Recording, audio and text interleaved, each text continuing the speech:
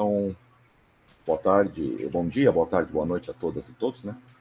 E a nossa ideia aqui hoje é conversar sobre o capítulo 12 do livro que estamos usando, que é o Estatística sem Matemática para a Psicologia, usando o SPSS.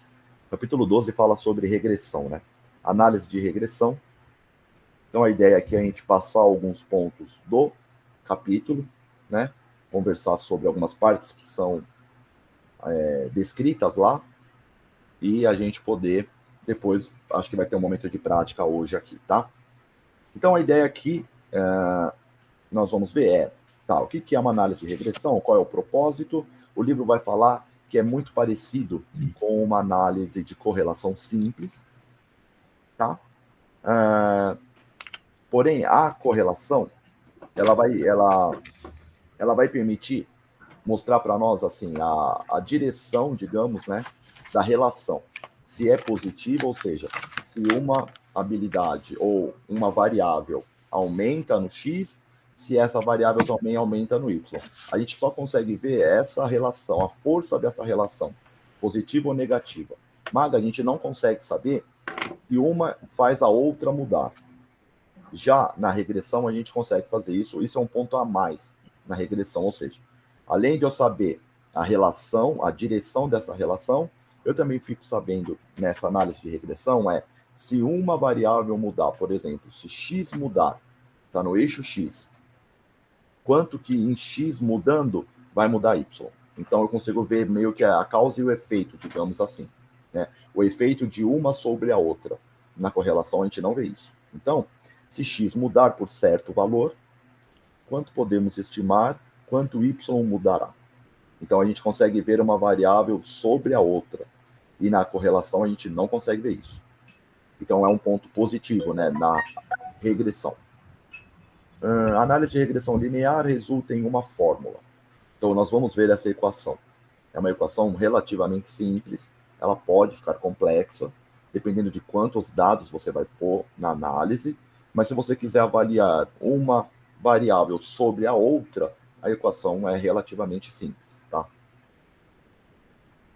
Podemos usar para prever exatamente quanto y mudará como resultado de uma mudança em x. Então, uma palavra, pessoal, que é bastante usada aí nas análises de regressão é a predição, a previsão. Né? O quanto eu consigo prever que vai acontecer. Né? Então, a ideia é de antecipar.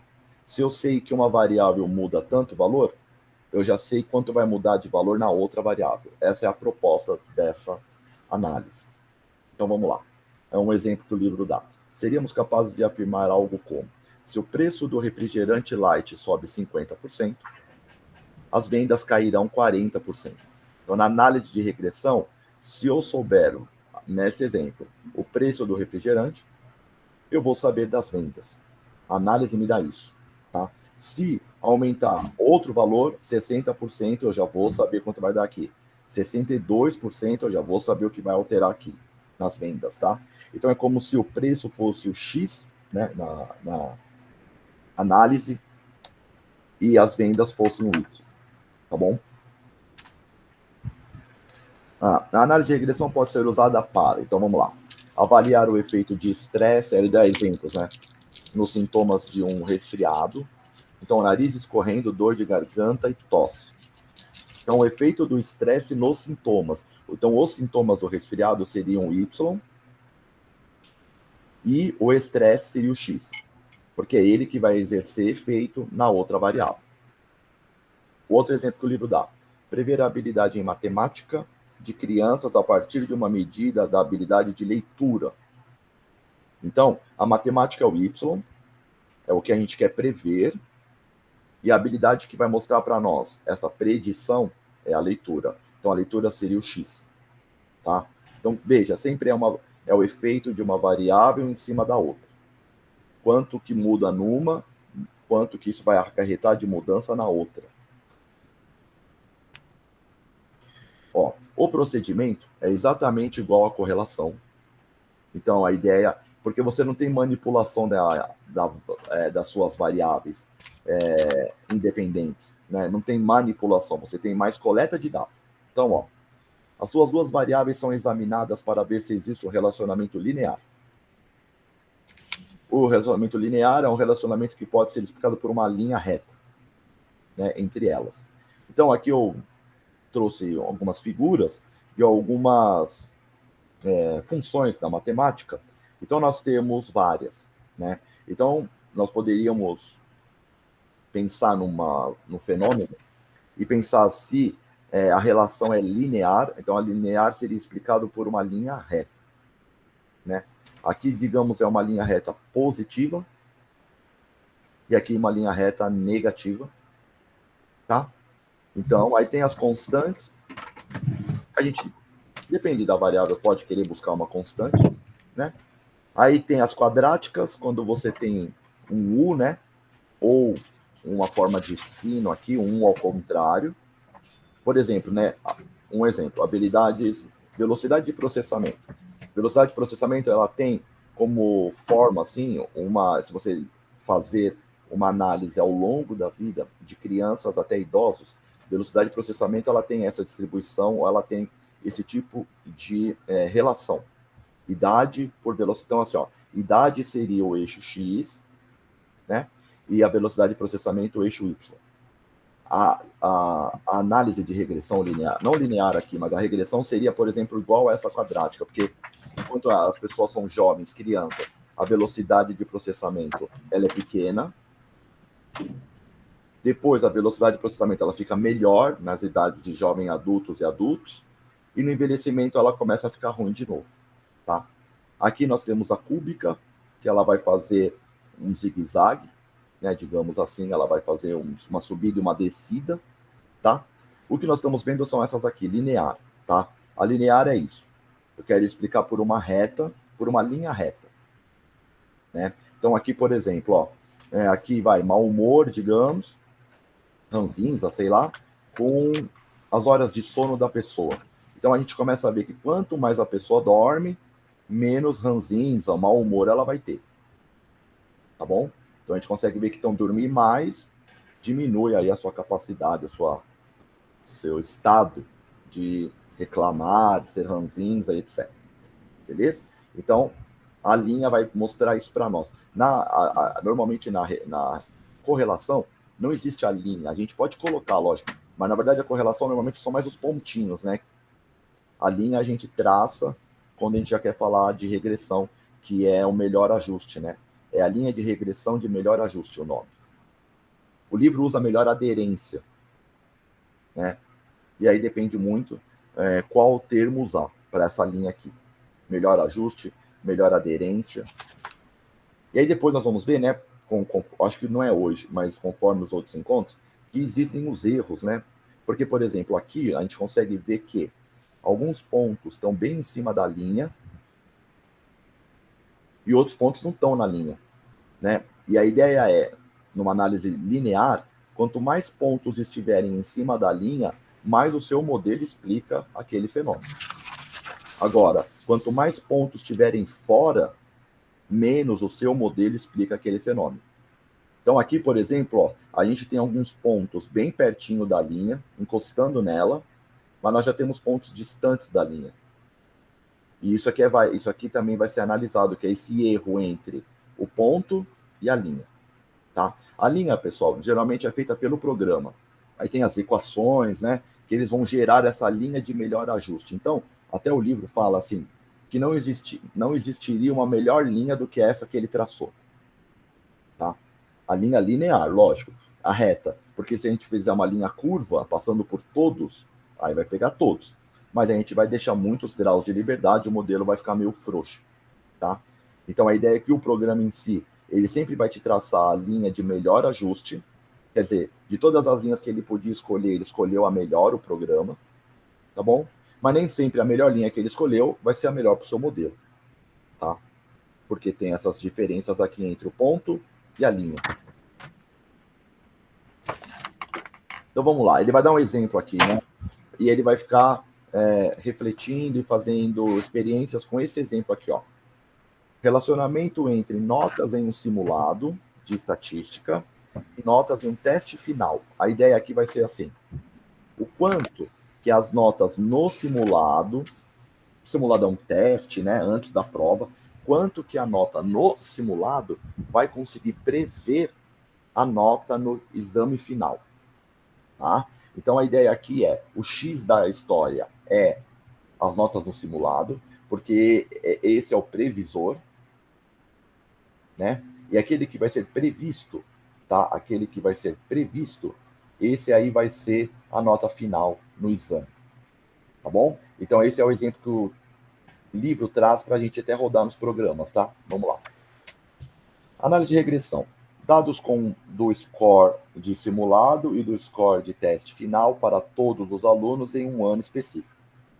Né? Então, eles coletaram dados de poucos alunos. Eu tenho o banco aqui, eu vou mostrar para vocês. Quer ver? Até vou mostrar agora, só para vocês verem o banco que ele vai mostrar aqui. Ó. Vamos lá.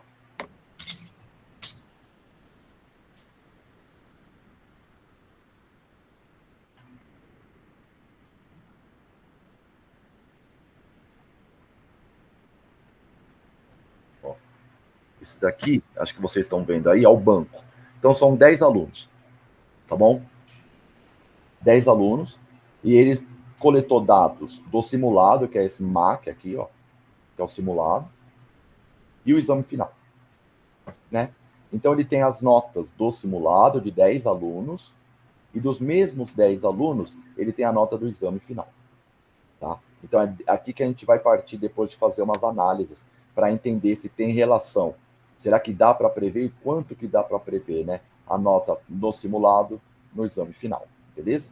Então, é isso que a gente vai ver daqui a pouco. Então, eu vou voltar lá só para vocês, coloquei aqui só para vocês terem visto qual é o banco de dados que a gente vai trabalhar. Beleza. Então, vamos lá. Se o relacionamento for positivo e forte, o suficiente para uma previsão, aí a gente poderia colocar o seguinte, né? A gente poderia, se isso for forte mesmo, a gente poderia alegar assim, ó. É possível observar os scores do simulado dos alunos do próximo ano e ter uma ideia do seu desempenho no teste final. Então, assim, ó, primeiro, eles fazem como se fosse uma análise exploratória. Vamos fazer um ano para ver se dá certo, se dá correspondência, né? Se dá para estimar como que o aluno vai no exame final a partir das notas dele no simulado. Se isso der certo, a ideia é que, aí ele até fala como isso pode ser aplicado na vida real, né? Então você vai fazer isso na sala do outro ano, 2022, né, um exemplo. E aí a ideia é como você poderia aplicar isso de termos comportamentais práticos, né? O que que isso mudaria na tomada de decisão do professor? Poderíamos identificar alunos em perigo de não passar de ano antes do teste final e talvez oferecer um apoio extra. Né? Então, se ele faz essa análise em 2021 e ele encontra bons valores, a ideia é, olha, talvez você vai poder usar em 2022 e já na nota do simulado você vai ter uma ideia se eles têm perigo de não passar ou não. Se você encontrar alguns alunos ali com esse perigo, com valores ruins aqui no simulado, que não vão trazer boas notas no teste devido à análise que você fez em 2021, talvez você tenha que oferecer uma aula extra, um apoio extra para essas pessoas, tá? Então o livro tenta trazer como que a gente pode aplicar isso no dia a dia, não só na pesquisa, mas até mesmo na docência, é um exemplo, né? Vamos lá. Os resultados da análise de regressão, porém, mostrarão o quanto Y muda como resultado da mudança de X. Então, no nosso caso aqui, é quanto que muda no simulado, ou assim, o aumento de nota no simulado, o quanto isso, digamos, aumenta a nota na prova. Né? Então, essa é a ideia. Uma limitação dos elementos de correlação. Vamos lá. É isso, porque na correlação, isso aqui não é possível ser feito. Eu só conseguiria ver se tem relação entre simulado e prova, e ponto. Nunca saberia quanto muda no simulado, quanto isso acarreta de mudança na prova. A regressão permite ver isso, esse valor, tá? Então aqui é nomenclatura agora, conceituação. Eles dizem, pessoal, assim, ó, vamos lá. A variável que está sendo prevista é chamada de critério, variável de saída ou variável dependente. Normalmente a gente não usa os termos variável dependente e independente para regressão, porque a gente não está manipulando as variáveis. A gente está simplesmente coletando dados, né? Então, que nem análise de correlação, não tem variável dependente e independente. Tem duas variáveis que você analisa a relação entre elas. Então, a gente pode chamar uma de variável de saída, variável resposta, variável de critério, aí depende do nome que você quiser usar, tá bom? Normalmente ela é usada assim, ao invés de variável dependente. Um valor verdadeiro de y é simplesmente representado por y, mas um valor previsto é designado com esse y com o chapéuzinho aqui, tá? Então a ideia é assim, ó, um valor de y geral da sua equação vai ter um valor geral. Então esse valor geralzão, você coloca y é igual o valor. Agora, se você quiser falar já um valor previsto, por exemplo, e se a nota do fulano da fulana for 35 no simulado? O previsto é que se ela tirar 35 no simulado, ela vai tirar na prova tanto. E aí esse previsto, eles falam, né, que é para você representar desse jeito aqui, ó, y com tiozinho, que é o valor previsto, beleza? Não é o valor real. Não real, o valor geral. Eu diria que esse y grandão é um valor geral do modelo todo. E se você quiser prever uma nota específica, aí você tem que usar isso, né? Conceituação seria colocar esse tipo de y aqui, tá? A outra variável que a gente pode pensar que é a variável que está prevendo essa variável de saída, de critério, variável resposta, a gente chama de variável previsora ou explicativa, né? Porque veja o exemplo que a gente está dando aqui. Qual que é a variável explicativa aqui? É o simulado, né? Porque ele vai explicar o quanto que pode mudar na nota do simulado, isso acarreta na mudança na nota da prova final. Então ela está explicando o fenômeno, digamos assim. Quanto muda nela, isso vai mudar na outra. Bom? Então normalmente a gente fala ou é variável previsora ou variável explicativa. A variável que seria o nosso x, tá? Então, vamos lá, as variáveis explicativas são chamadas de variáveis independentes. Eu estou falando aqui que eu acho que não é bom chamar, ele vai falar isso daqui a pouco, que não é legal usar esse termo aí. Todavia, pode ser um pouco confuso chamar as variáveis independente e dependente, pois é claro, não estamos manipulando, né? E aí é mais teste T, ANOVA, GLM, aí a gente manipula a variável para ver um efeito ou não. Aqui não tem manipulação, aqui tem coleta de dados. Por isso que é melhor, talvez, pensar sempre em variável explicativa e variável resposta, tá? Ou variável de saída. Estudos que usam regressão linear são delineamentos correlacionais. Ver se duas variáveis estão relacionadas, ao invés de procurar por uma diferença entre condições, né? Diferença, de novo, é teste T, ANOVA, GLM, GLZM e várias famílias aí de testes que querem ver um efeito, né, e a diferença da condição A para a condição B, né? Exercício físico e sedentário, um exemplo. Aí você quer comparar. Aqui não. Chamamos as variáveis que prevêem ou explicam os scores na variável dependente, as variáveis explicativas, beleza, que a gente estava falando. Tá. E aí o que muda, né? Na regressão, pessoal, vai ter a linha que eu estava falando, né? Porque normalmente na correlação não tem aquela linha, né? A gente imagina uma linha na correlação, tá? Quando a gente quer colocar uma linha em cima dos dados, aí é análise de regressão. Então essa é uma diferença gráfica que dá para entender, qualitativa e gráfica, né? Quando você vê um gráfico onde só tem pontinhos, né? É o famoso gráfico de dispersão, aí você está vendo correlação. Quando você traça uma reta, aí você está vendo um gráfico de regressão, tá? Correlação nos fornece uma medida que representa o quão próximos pontos de nossos dados estão agrupados em torno de uma linha, e essa linha na correlação é imaginária. Não vai fornecer quanto y muda quando x mudar. Regressão linear permite fazer essa previsão, pois ao invés de uma linha imaginária, desenhamos, aí fala que o computador faz isso, né? Ela desenha tal linha real lá. Então ela vai traçar aquela linha. Então vamos lá, um exemplo que ele vai dar aqui, ó. As notas do preditor. Quem é o preditor? É o simulado. MAP. E temos também a nota no exame final, tá? E aí, se a gente for fazer uma análise de correlação, é isso aqui que vai sair, ó. Tá? É isso que sai. É os pontinhos. Então, veja, nós temos o simulado no eixo X e a nota final no eixo Y, tá? Preditor é X, critério é Y, beleza? Então, sempre isso, tá? Então, por exemplo, ó, eu vou só mostrar para vocês aqui. Eu fiz no SPSS esse mesmo gráfico. Vamos lá. E dá para fazer em outros programas, com certeza. Então, vamos lá. Eu fiz. Deixa eu mostrar. Beleza. Vocês estão vendo o gráfico? Sim. Tá. Beleza. Então, veja, dá para fazer no SPSS, dá para fazer em vários programas, né? Vou mostrar aqui que até no Excel dá para fazer. Tá mostrando a tabela, é isso que você queria mostrar? Ou é o gráfico? Deixa eu ver, o gráfico vocês viram ou não?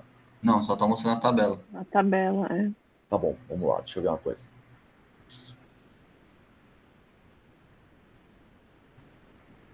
Vamos lá.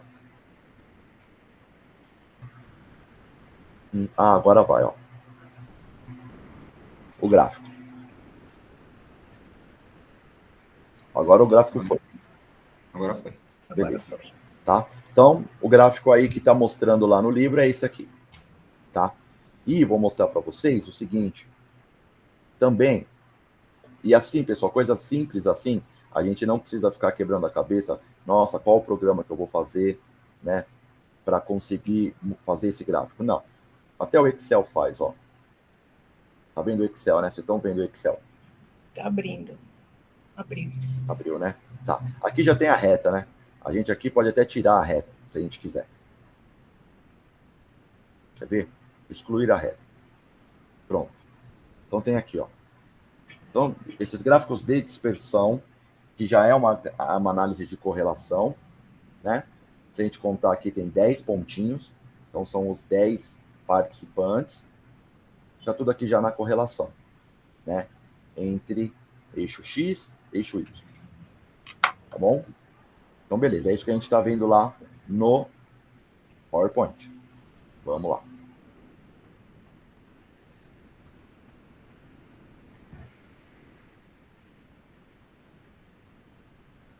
Pronto.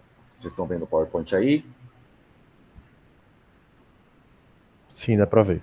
Ótimo, legal, obrigado. Então, vamos lá. A figura 12.1, você provavelmente pode ver que existe uma correlação positiva entre X e Y. E veja, a correlação 0,9 é muito alta, né? A correlação 0,9. E aí, acho que vale mencionar, caso alguém assim esteja vendo esse vídeo, né? E pergunte, mas como é que eu sei quando a correlação é fraca, média ou forte? Nós temos vídeos, né, na aula na aula não é, né, no encontro de correlação, que tem uma tabelinha, né, falando direitinho isso. Então tem os vídeos lá. Então assim, ó, ponto 1, ponto 2, ponto 3 é fraco, ponto 4, 5 e 6 é médio, moderado, uma correlação moderada, ponto 7, 8, 9 é uma correlação forte, né? Então, aqui, ponto 9 mostra que é uma correlação forte, ou seja, parece que, olhando qualitativamente aqui, quanto maior a nota no simulado, está sendo também maior a nota na prova final. É o que dá para ver aqui qualitativamente, sem ver número nenhum, só olhando a distribuição dos pontinhos, né? Vamos lá. Mas até agora você somente pode afirmar que quando as notas no simulado aumentam, as notas do teste final aumentam. Tá? Então a gente sabe isso, mas a gente não sabe quanto aumenta no simulado, vai aumentar na prova. Mas a gente vê que quando uma aumenta, a outra aumenta também, mas a gente não sabe quem está puxando quem aqui, né? E aí tem a ideia da reta imaginária, eu até fiz aqui uma reta imaginária, ó, mostrando como que seria, né? Isso aqui é a reta que a gente poderia pensar na mente, tá? Porque a reta mesmo que o programa vai fazer não vai partir daqui, vai partir de outro lugar, acho. Mas aqui é uma reta que eu coloquei aqui, que a gente imagina essa correlação, né? Positiva, tá bom? Então, ó, a pergunta que fica. como podemos prever as notas de uma pessoa na prova final a partir de suas notas no simulado? Que é a pergunta que a gente está falando aqui faz um tempo já, né? Então vamos lá. A regressão linear é um método pelo qual ajustamos uma linha reta aos dados. Então, é igualzinho correlação, só que ela põe uma reta. A correlação não põe reta. Essa linha é desenhada no melhor lugar possível, isso que eu estava falando. Então, o programa faz, né? Aí são várias contas por trás, lógico. Mas ele vai tentar traçar para você a melhor reta que poderia caber naqueles dados. E aí, uma coisa que é legal a gente pensar. A melhor reta não é a reta que vai ter o melhor resultado, mas é a melhor reta através do modelo que você jogou lá no programa. Ele vai tentar estabelecer qual é a melhor reta que poderia se ajustar aos seus dados, tá? Nem sempre a melhor reta é a que fica boa. Tá? Tem umas que não ficam legais, né? Nenhuma outra linha encaixaria tão bem, é o que ele coloca.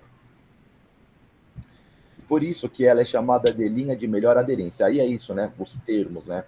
Lembro uma vez tendo aula na UFABC, o professor falou assim, na época, que nunca tinha ouvido esse termo, melhor aderência. Ele até brincou, falou, parece coisa de carro, né? Aderência. Então, assim, tem os termos em português, né? Normalmente é best fit em inglês. Mas em português tem melhor ajuste. Eu já vi em vários livros diferentes melhor aderência. Não sei se quem está conosco aqui já viu um outro nome para essa linha. Alguém já viu? Não, eu leio sempre em inglês. Tá. Em inglês normalmente é best fit ou não? É, best fit mesmo. Tá. Beleza. Então, né, ficaríamos com esse, se for usar em português, melhor aderência, melhor ajuste. Em inglês é best fit. Linha reta, representando os dados. Podemos ir além do simples dizer quando x aumenta, y aumenta. Por quê? Porque esse tipo de argumentação a gente faz na correlação, né? Quando x aumenta, y aumenta. Na verdade, podemos afirmar que, agora essa afirmação que está em negrito, é o que a gente pode fazer para a regressão, ou seja, para cada unidade de mudança em x, y muda por uma quantia específica. Então, já viu, tem a diferença de argumentação, né? Aqui a gente já consegue prever assim, se a pessoa tirar tanto no simulado, é provável que ela tire tanto na prova. Aqui na correlação não dá para fazer isso. Tá bom? Então, vamos lá. Então, aqui eu coloquei assim, ó. Aqui é a linha, vejam, ó, a linha traçada. Essa é a linha de melhor ajuste. Best fit, tá? Então, veja que é diferente daquela que eu imaginei, né? É que eu imaginei, tá saindo bem do cruzamento entre x e y. Já de melhor ajuste não sai, né? Ela já sai bem no y aqui, ó. E ela traçou aqui, né? Então, vamos lá, ó. Previsão. Uma pessoa com score 60, aqui, ó, 60, que é a mena, terá um score de 59 em Y. Né? Então, ó, ela tem 60 no simulado, e isso dá para ela uma nota de 59 na prova final. Então, ó, se você olhar para a pessoa mena, com o score de 60 em X, verá que ela teve um score de 59 em Y. A linha foi boa para prever a nota da mena. Né? Então, a curva aqui, a linha, na verdade, para essa pessoa aqui, ó, a mena, ela foi boa. Essa linha aqui foi boa. Mas já para um outro caso aqui, já não foi boa, que é o Jack, né? Esse cara aqui, ó. Vamos lá. Entretanto, foi previsto que Jack, que teve um score de 90 em X, né? Então, ele teve 90 aqui, ó, no eixo X, que é o simulado, né? Teria um score de 86 em Y. Em Y é a prova final lá.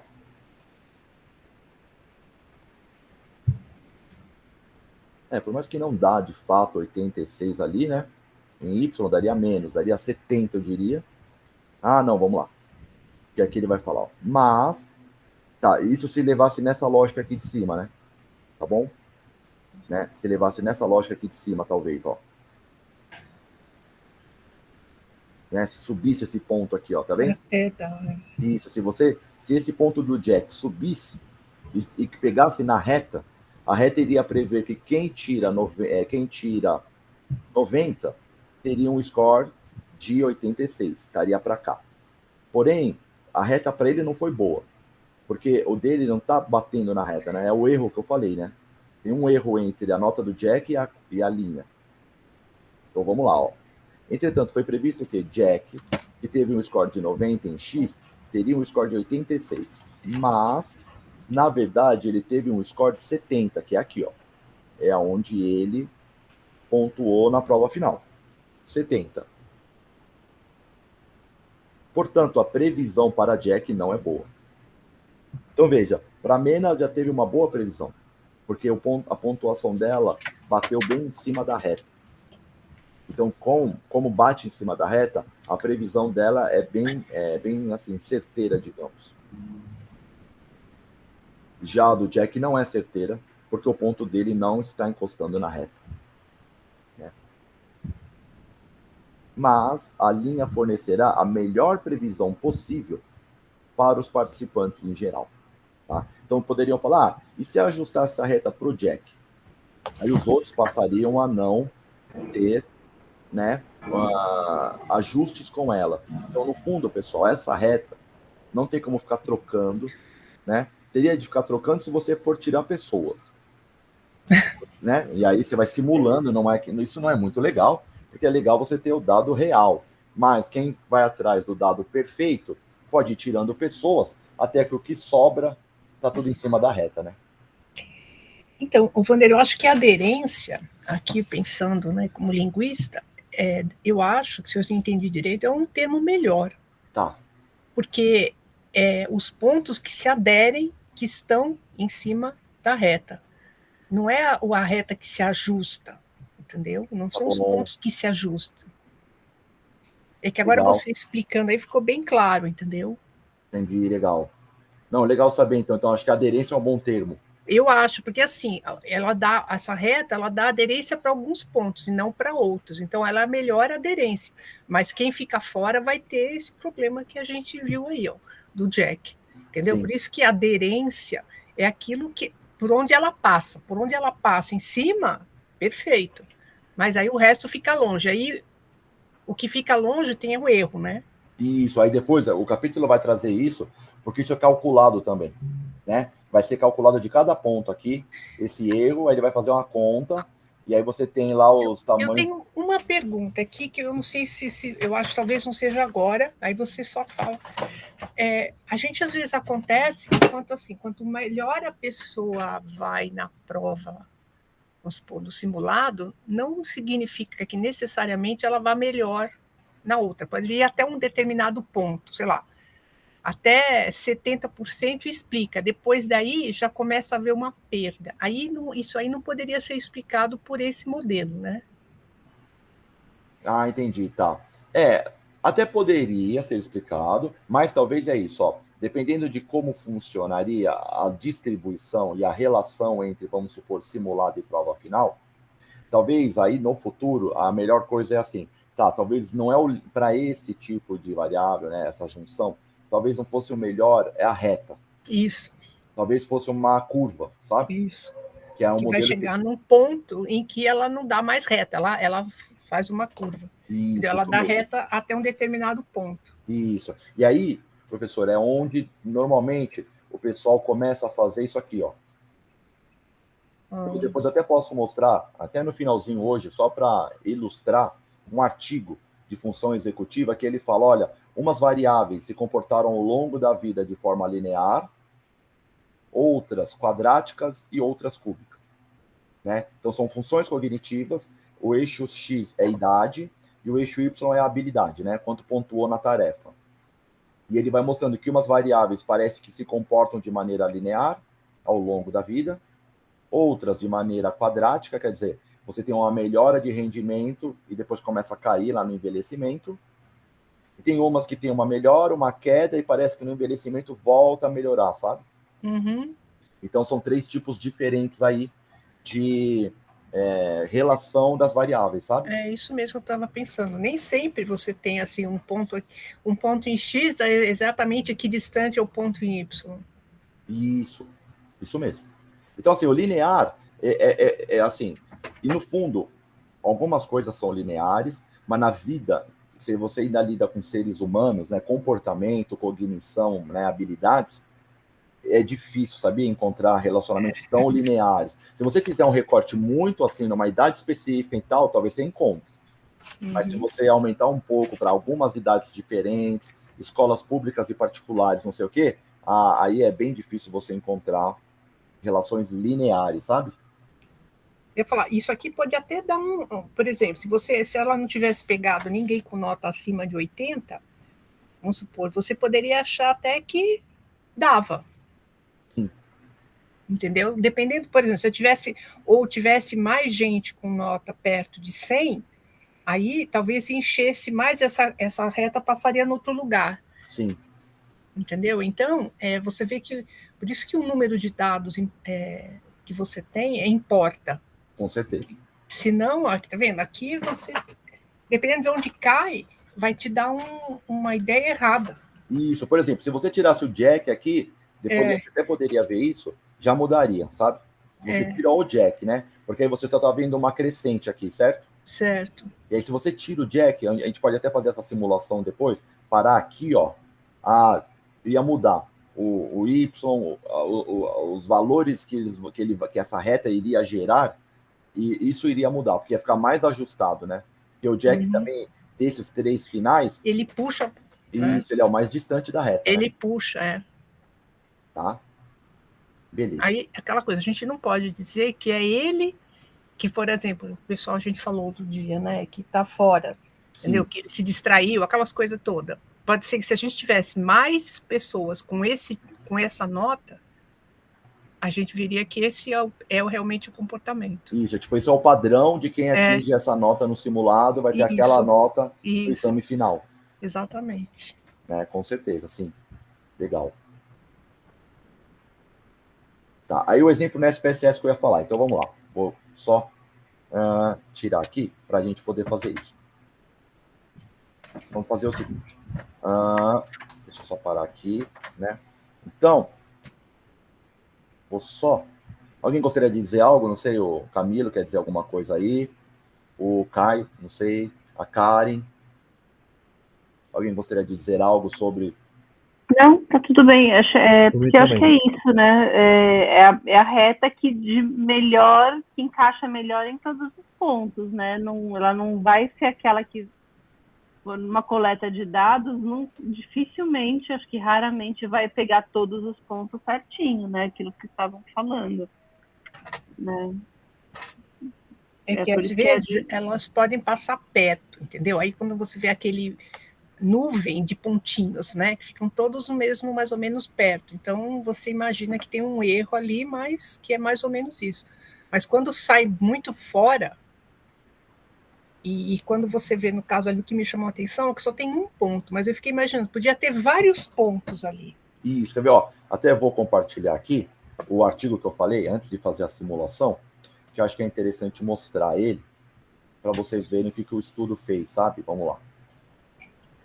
É que lá no livro ele fala, né, que dos relacionamentos não perfeitos, que a linha passa pelo melhor local possível, mas não por todos os pontos, né? Mas ainda assim ela pode ter esse poder preditivo. Então eu acho que é esse o caso, né? Sim. Eu acho que assim, quando você tem aquela que fica uma nuvem, você realmente fala, bom, a maioria vai aqui mesmo. Agora, quando isso fica longe daqui, longe dali, aí eu acho assim, eu começaria a duvidar. Sim. Por exemplo, veja, esse estudo é de 2021, saiu esse ano, tá? É sobre a trajetória desenvolvimental das funções executivas lá na Escócia. Eles conseguiram, de 10, é mais ou menos o que eu vou fazer, né? De 10 a 86 anos. Então, eles compararam, assim, um estudo transversal, né? Ao todo, acho que 350 pessoas. É uma amostra legal, né? Foi feita a avaliação, eles avaliaram algumas habilidades. E aí eles falam aqui uma hora que eles vão testar 3 modelos, que é o linear, o cúbico e o quadrático. Eles falam isso, né? Vamos ver qual é a melhor relação para essas tarefas e tal. E aí, Tá, ele vai falar isso, beleza, mas já colocando nos gráficos que a gente vai ver, ó. Aqui, tá vendo? Então, por exemplo, ó, essas duas, as primeiras habilidades que estão em verde e azul, a gente vê um relacionamento que eles vão chamar de cúbico, não, de quadrático, que é aquela voltinha, sabe? Então você vê que tem um aumento mínimo aqui no meio, e depois começa a cair. Não é uma reta, né? Porque linear são esses dois de baixo, ó. Tá vendo que uma reta foi traçada? Uhum. Né? E veja, tem muito pontinho, tem 350 pontinhos aí. Não vai estar em cima da reta os 350 pontinhos, né? Tem uns bem longe, tá? E esse foi o melhor que eles encontraram, tá? E aí aqui é o cúbico, ó, porque ela tem uma subida, uma descida, e no final parece que se tivesse mais dados ou mais pessoas aqui, 100 anos, 110, não saberíamos se isso aqui começaria a subir, né, de novo, ou estagnaria aqui, né? Mas veja que tem assim, ó, isso que é legal, porque aqui são 5 variáveis, né? E você vê que as 5 variáveis, algumas se relacionam de uma maneira quadrática ao longo da vida, outras de maneira cúbica e outras de maneira linear. Sabe? Então, acho que, não sei, eu fico vendo, acho que essas maneiras aqui é o melhor jeito para você lidar com seus dados, porque nem sempre vai ser tudo linear, né? Ela deixa muita coisa fora, né? Sabe? Isso. Nem sempre vai ser linear, nem sempre vai ser só cúbico, nem sempre vai ser quadrático. Porque depende da variável, vai ter uma trajetória diferente. Aí me fez lembrar assim, qual é a margem de erro para cada... Você vê que parece que eles não tiraram, né, professora? Vê que tem uns pontos bem aberrantes, eles não tiraram mesmo, ó. Todos parece que... eu não sei, agora me fez lembrar, eu não sei se vocês aí já tiveram filhos ou acompanharam bebês ao pediatra. Quando você começa aí, o pediatra tem uma folha, hoje acredito que deva ser no computador, né? Mas no tempo que minhas filhas eram pequenas, ele pegava uma folha e ele tinha uma curva, que é a relação peso e altura do bebê. Quanto ele ganha de peso, quanto ele é altura. E aí ele vai medindo se a criança, por exemplo, ela está abaixo do peso, né? Ou se ela está acima do peso. Então, você sabe se era linear essa curva? Não, não é linear. Não, porque ela sobe rapidamente, né? Que o bebê ganha peso e altura rapidamente no primeiro ano, e depois ele vai diminuindo. Ele vai até os 6 anos, né? E aí eu lembro que a criança não fica exatamente na linha, né? Mas ele te fala assim, ó, essa aqui é a margem considerada aceitável. Então, tem um tanto para cima, entendeu? Para um lado ou para o outro da linha, que é considerado aceitável. Mais que isso, não. Tá. Então, entendeu? Ele te dá, você vê a linha. E é, né? Tipo isso, né, professora? As linhas ou não? Isso, exatamente. E aí ele fala, ó, tá vendo? Se tiver aqui, ó, aqui tá fora. Ou se, entendeu? Ou então se aumenta muito o peso e não aumenta a altura, então tem que mudar a dieta. E assim vai. Mas eu achava engraçado porque ele falava assim, a margem para o ser humano é bem grande, para cima e para baixo, entendeu? Tá bom. E aí agora eu tô lembrando que ele falava, tem uma margem que já é colocada no papel. Quanto você pode esperar que seja para baixo ou para cima, que é considerado normal. E quando deixa de ser normal, que aí precisa fazer outras investigações para ver por que está indo daquele jeito. Tá, legal. E sabe, eu fico pensando assim, ó, talvez para peso e altura já se tem dados há de muitos anos, né? Então, assim, na função cognitiva ainda está se querendo tentar achar essas margens, sabe? Ainda não sabe, assim, o quanto é muito fora. Né? Em algumas funções, tem tipo assim, uma escala de teste, ela tem na escala de teste uma média, e ela tem os desvios, falando que a maioria dos desvios vai de um ponto para outro, né? Mas, por exemplo, esses testes não são de escala, são testes únicos, sabe? Então, eles não têm, na verdade, nem manual, são testes mais de pesquisa do que de clínica. Então, a gente meio que, a ideia é ficar aplicando bastante esses testes até encontrar, digamos, essas tais margens aí. Quem está muito fora, o que é fora nesse teste cognitivo, sabe? Então, a gente precisa de muita pesquisa para tentar trazer essa margem. E mesmo porque peso e altura é fácil de você levantar, né? Toda vez que vai no pediatra, ele tira. Agora, questão cognitiva é mais difícil de medir. E eu creio que deva ter um número de variáveis bem mais difíceis de acompanhar. Com certeza. Que peso e altura... Né, ele vê lá os traços genéticos, né, e ele mede a dieta, né? Isso. se faz isso, faz aquilo, come isso. Então, ele tem mais ou menos um controle. Agora, de questões cognitivas, tem muita coisa, né? Além da alimentação, tem estímulos, Sim, com certeza. É bem difícil de medir. O horário da avaliação, né, os ritmos circadianos, tudo isso já tem estudos mostrando que interfere, sabe? Então, eu imagino que seja difícil de ter. Mas a gente podia pensar em alguma coisa assim para ensino, né? Por exemplo, que nem de leitura. Qual é o normal? Quanto que é o normal? Entendeu? Eu sei que tem uma margem para cima para baixo, mas tem um tanto que é normal. Quando deixa de ser normal? Sim. Aí, aquela história, quando deixa de ser normal, não é que a pessoa é anormal, mas você teria que investigar para ver se não tem nada interferindo. A gente espera que não, e Sim. pronto. Mas... E talvez, né, se for um processo escolar, aí investir em reforço, né? Saber que aquela pessoa precisa de uma atenção especial, talvez, né? Sim. Aquela coisa, você examina a vida da pessoa, vê se não está acontecendo nada, não está doente, não está tendo nenhum estresse familiar, aí você começa a ver as questões, né, que podem interferir na aprendizagem. Sim. Mas isso que acho não seria tão difícil de fazer, porque as variáveis você consegue, mais fácil de você controlar e mais fácil de você fazer essa linha. Sim, com certeza. Também acho que dá. Né? Com essas análises dá. Então, ó, só para a gente terminar, já é 11 horas, vamos lá. Eu vou fazer só um gráfico aqui para mostrar, né? A ideia no SPSS, dá para fazer em outros, a gente até pode ver que aqui é gráficos, tal, caixa de diálogos, análise de dispersão, tá? Aí vem na dispersão simples, beleza. Aí a gente vai colocar no eixo Y o exame final, porque é o que vai ser predito. Aqui a gente tem que ter essa noção no gráfico, né? Então, o Y sempre é aquilo que é predito, aquilo que a gente quer prever. O que a gente quer prever nesse exemplo aqui é o exame final, a prova final. E quem vai predizer o exame final é as notas no simulado. Então, a gente tem que colocar, o que a gente tem que sempre ter em mente na análise de regressão é o que a gente põe no gráfico, qual a ordem das variáveis, quem vai em X, quem vai em Y. Y sempre está predizendo, que é a linha horizontal do gráfico. Y, que é a linha vertical, sempre está sendo predita. Então, a gente tem que ter essa noção. A gente manda rodar, ele faz o gráfico aqui, né? De dispersão. Né? Esse é o gráfico de dispersão.